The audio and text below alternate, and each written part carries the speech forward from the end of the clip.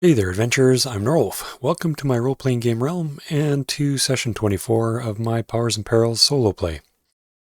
So, when last we left our intrepid adventurers, they just arrived at the location of the Temple of Nebeth, and I'll put a link down below to the conversion I did of the temple to Powers and Perils. And they had just finished dealing with two undead lizardmen warriors. And from that, just a quick tally of what they received in the way of experience or expertise from that. Gildor had done 11 points of damage to the lizard folk warriors, or lizard men warriors. He received 44 combat experience points, 1 characteristic which he put towards dexterity, and 6 expertise in his scimitar. Raffin had done 8 points of damage, received 32 combat experience points, 1 characteristic which he put towards strength, and he did have his shield hit, so he got 6 expertise on his shield, 6 expertise on his axe. Notice I had 8 written there before. I modified how I was doing the combat difficulty factor for these creatures. Marizan, she didn't get any hits in, but she did have her shield hit, so she got 6 expertise in her shield. Kina came out like a champion in this, and she had done 27 points of damage, 108 combat experience points, 2 characteristics which she put towards dex and agility. She had cast the healing spell on Marizan after the fact, and she received 2 magic experience points and 2 expertise on healing. And then with her sword that she was using, she got 6 expertise, and her 2-weapon fighting, she got 6 expertise. One of the changes, or my house rules, I guess, that I've now implemented is the lizard folk in general have a combat difficulty factor of 2. And as I add combat experience levels to some of these creatures, I figure that their difficulty factor does go up. So it's not just the average hit points divided by 10 rounded up, but I'm adding the combat experience level divided by 4 rounded up as well. So what started as a combat difficulty factor of 2 became a 3.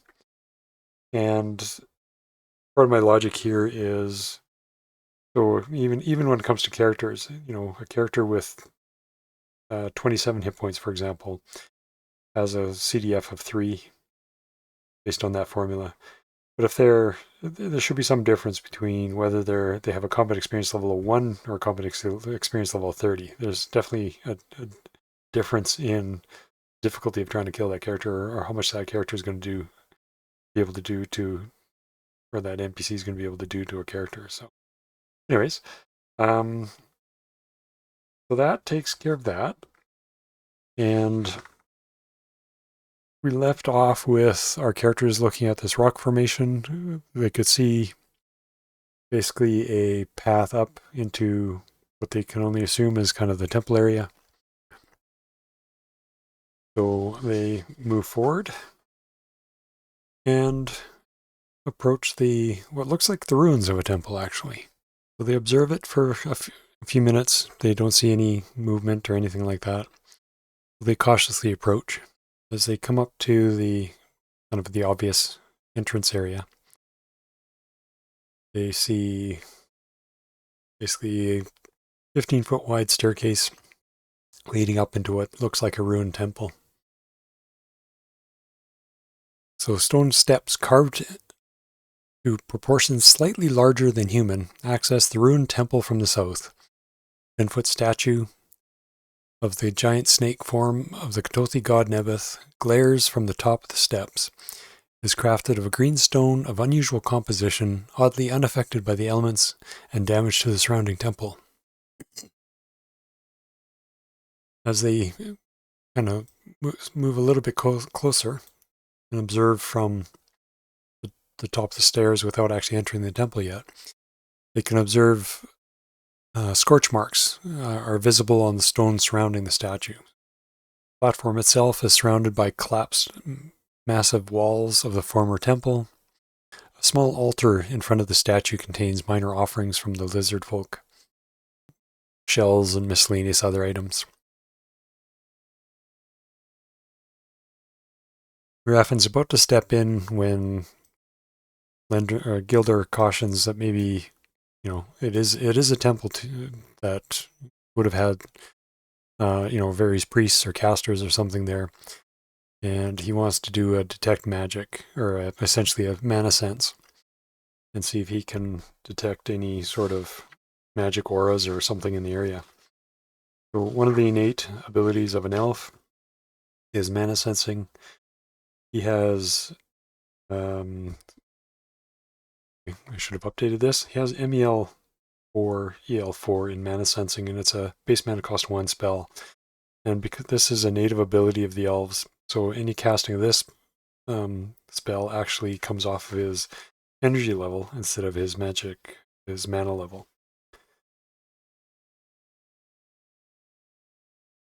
So at MEL4, he subtracts double the EL spell.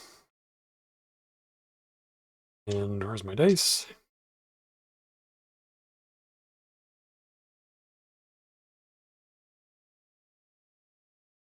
Oh, he's got a 47, and he's subtracting 8 from his roll. That does not succeed. An 80 at least does not cause an abysmal failure. But that does cost him basically 1 mana point. Actually, he has to cast a DL4. So that's going to cost him 9 energy. I think he's only going to try that once. Not happy about losing too much energy.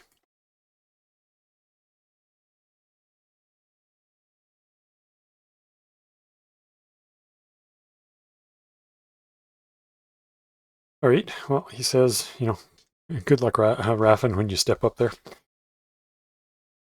So Raffin takes a step forward,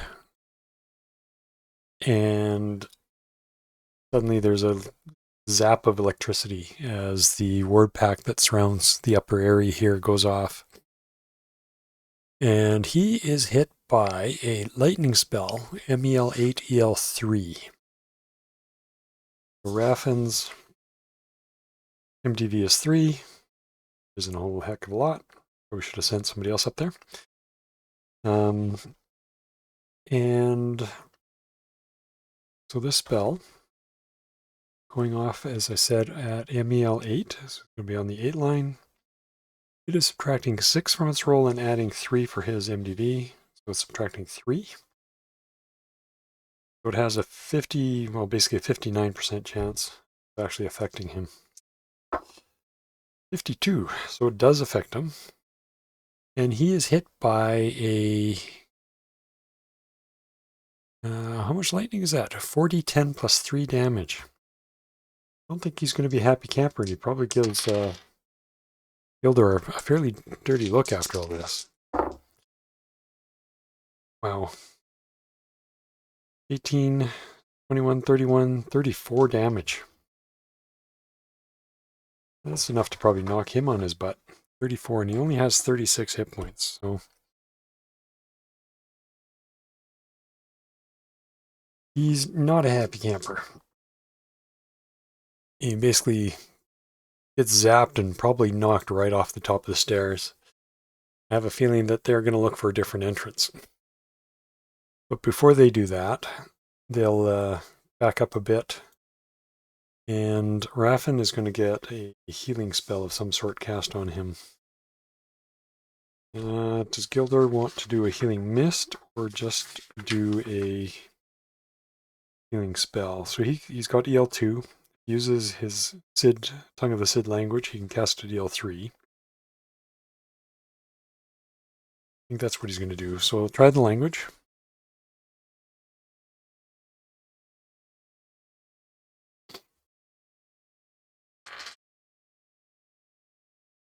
He's got EL80 in his language. So the language works. Casting that spell at EL3 is going to cost him 7, which is actually going to cost him 20% reduction, so it'll cost him 6. That's rounded down. He spends 6 mana. And Raffin wants this to succeed, so he's subtracting his MDV. He's got subtracting total of 9. EL doubled, which is 6, and 3 for Raffin's MDV. And Gildor is a MEL 6 now. Somewhere along the way he's leveled.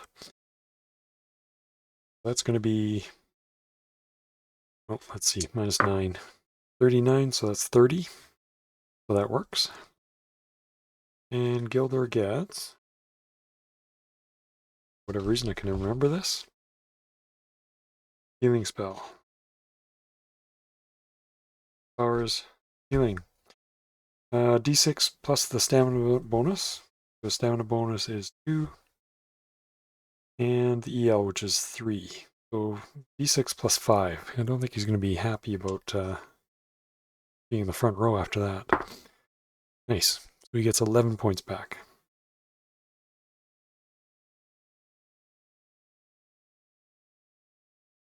And I will keep track of that, in case we need to do another healing that day.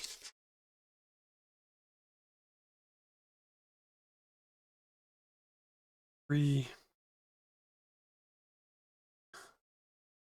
points is 34 damage.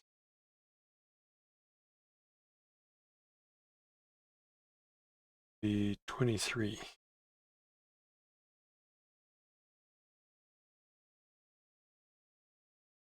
All right.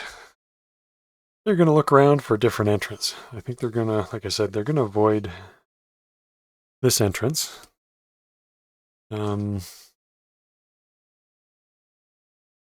If Gildor's dispel skill was higher, he's only got EL 0, which means he can only dispel up to the equivalent of MDV 6. And the MDV of this spell is MEL 8, EL 3, so that's an MDV of 11.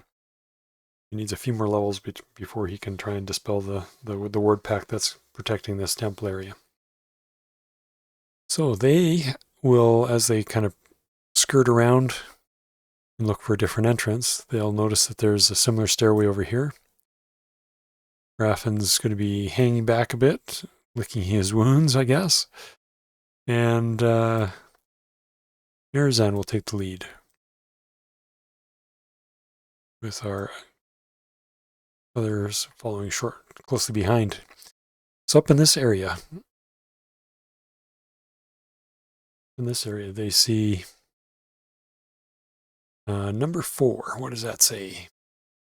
Broad open staircase with similar proportions to that as in Area 1 accesses the chamber from the south. More remnants of rotted tapestries sway across the doorways on the west wall. Entering reveals another large chamber similar to Area 2, which we haven't been to yet. Although any furniture or votive items have been long since stripped, bas-reliefs carved into the walls display Nebeth and their followers hunting primitive humanoids and making sacrifices to even older, more primitive gods. Eerie place that this is. So they'll cautiously step in. Nothing seems to happen. And they'll continue on, head over to the rotted remnants of a tapestry and look in. And they can see into chamber number 2 there. In here, the faded and rotting remnants of a crude tapestry waves in the west entrance. The chamber beyond is mostly empty. A 3-foot-tall basalt stele stands in the southwest corner, depicting Nebeth surrounded by lightning. And a stele is basically a stone carving, maybe 2-3 feet tall in this case, and has various an image carved into it. The others follow closely behind, and she'll take a quick look in. Off to the north, she sees that there's an old iron rusted door they'll mention it to the others. They'll cautiously make their way up ahead, noticing that there seems to be another stairway heading down. Gildor will get over here and carefully or keep watch while Mirazan heads forward and tries to open this door. So this door, corroded iron door, protects a partially collapsed storeroom. It gives it a good heave-ho when it opens. Let's see. The interior walls have crumbled from some flaw in the rock, and she basically chooses to ignore it at that point. I know in the actual module write-up, there's a jade and obsidian idol to Nebeth hiding within the rocks, but they're not. This crew is not too particularly interested in scavenging through rocks and things at this point. So she'll make her way out, and they'll pause here. And I have a feeling that,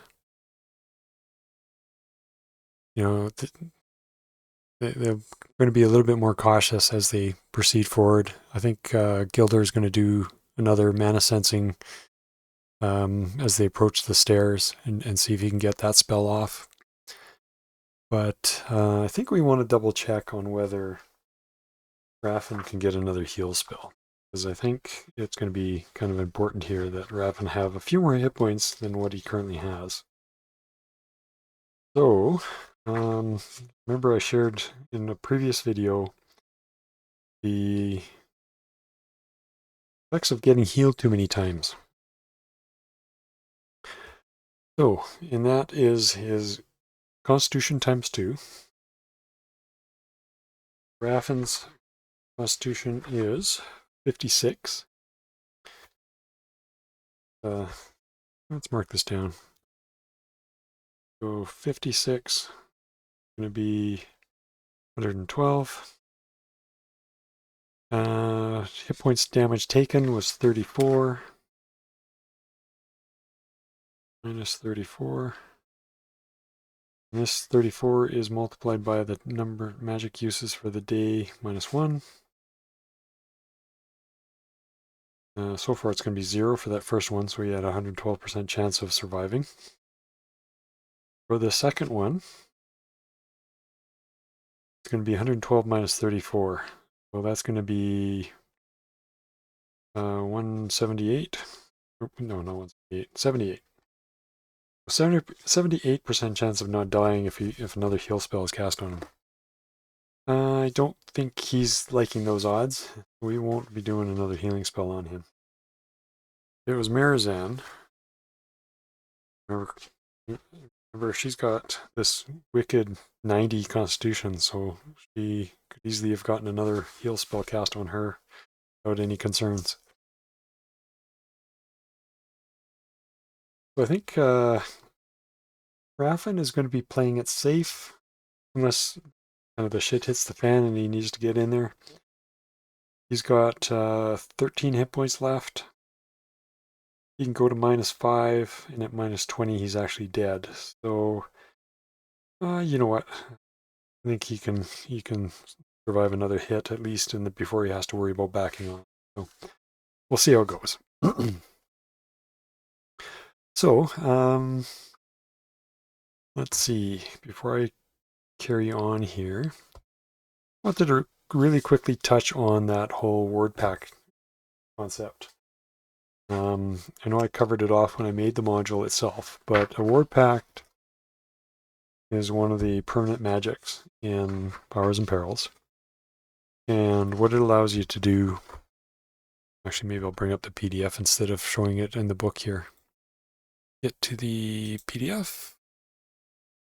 And we want to get to page 184. So the ward pact. Basically, it allows you to cast a spell into a... Well, actually, let me back up a little bit. So the War Pact allows the caster to place a permanent enhancement or enchantment on a specific place or thing. So in this case, the War Pact was put into that whole Area 1, the upper level of that ruined temple. The exact parameters that will cause the effect to occur are at the discretion of the player, or whoever cast the Word Pact. In this case, the Word Pact would trigger by anybody who was not Katothi aligned or not unaligned, which means, creatures, regular forest creatures or whatever, or animals could walk through this area without being zapped by the lightning. What was here was a lightning spell that was cast into the Word Pact. And lightning itself is part of storm powers. I think it was storm powers. Smokeless flame, my favorite. Storm powers, yes, lightning. So lightning, EL3, so is EL plus 1 D10, so 4D10 plus the EL plus 3. And the range, it was just cast by somebody. Casting it at EL3 would have been 4 times 3, so 12 inches, which is 120 feet. But the War Pact itself was only set to trigger for anybody that actually came up into the temple area, this area up here. As I said. So now, the characters, as they approach this upper staircase area, have a chance of hearing something.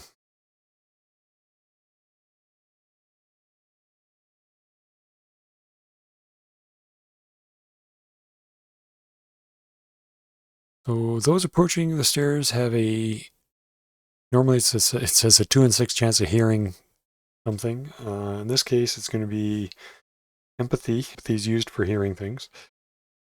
So we're going to roll separately for each one of these characters. And I'm actually going to pull up my little handy cheat sheet here. So Gilder's empathy is 43.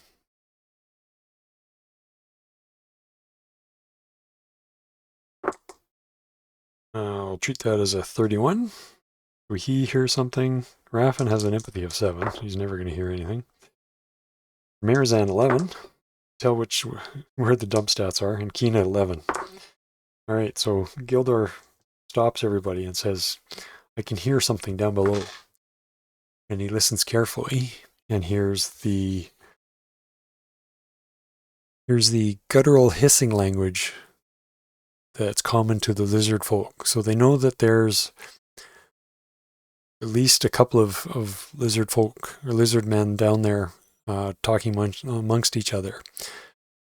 And I think I'm going to pack it up there and make this a short session. Next time we'll pick up with our merry band of adventurers here, cautiously making their way down the stairs and encountering whatever it is down there. And that's, I think, kind of moving forward. I'm going to try and keep these solo sessions to roughly half an hour, where possible, and I don't get into large combats and things like that. Just so that hopefully get a few more of these in a little more frequently.